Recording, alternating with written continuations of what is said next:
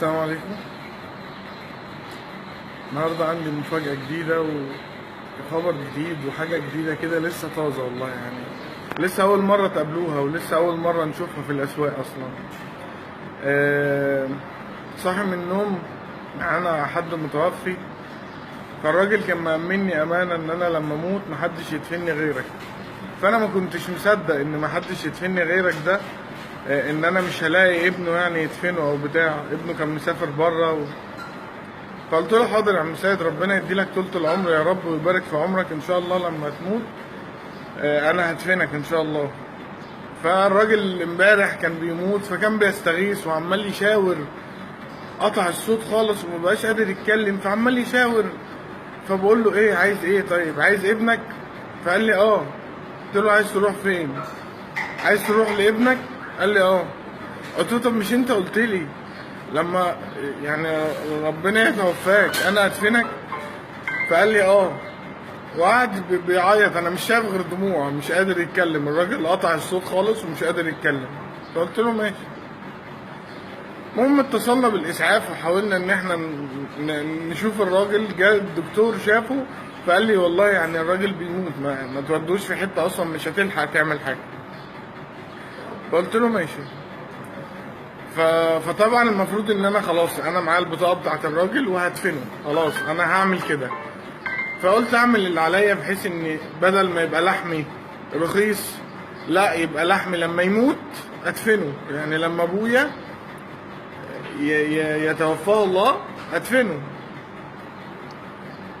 فاتصلنا بارقام كتير من على التليفون بتاعه، كلهم بدأوا يتهربوا مننا اصلا. قال لي لا انت بتكذب عليا. واحد قال لي لا انا ما اعرفوش انت بتكذب عليا، والتاني قال لي لا ما اعرفش الرقم دوت. قلت له الرقم مسجل على التليفون عندك محمد مجدي، انت محمد مجدي؟ قال لي اه انا محمد مجدي بس ما اعرفش مين عم سيد ده. قلت له ماشي. وصلنا ان احنا اتصلنا بابن عم سيد بقى. فصاحي على تليفون مرات ابنه بتكلمني بتقول لي جوزي مسافر في مرسى مطروح ومش فاضي والله يجي يدفنه. بقول لها مش فاضي يدفن مين؟ مين ده؟ فقالت لي جوزي ابوه عم سيد اللي توفى وهو مش فاضي يجي يدفنه. فانا ما صدقتش الكلام، يعني ما صدقتش اصلا. فقلت لها طب خليه يتصل بيا. فلما اتصل بيا قال لي انا ابن عم سيد اللي توفى.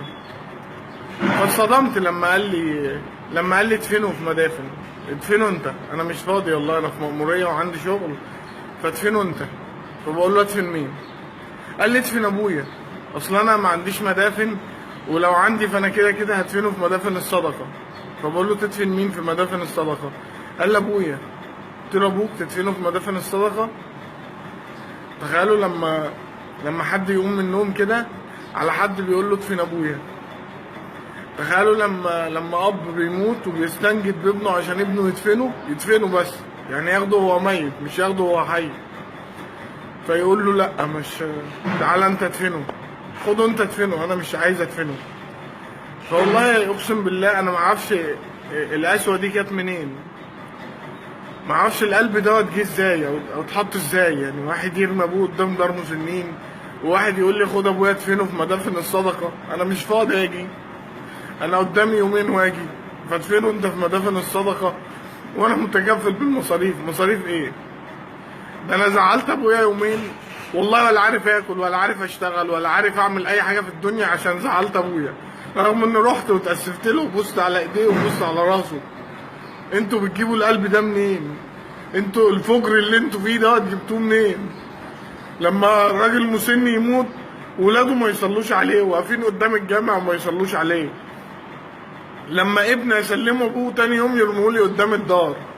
لما مسن يموت وابنه يقول لي ادفنه في مدافن الصدقه. انت جبت القلب ده منين؟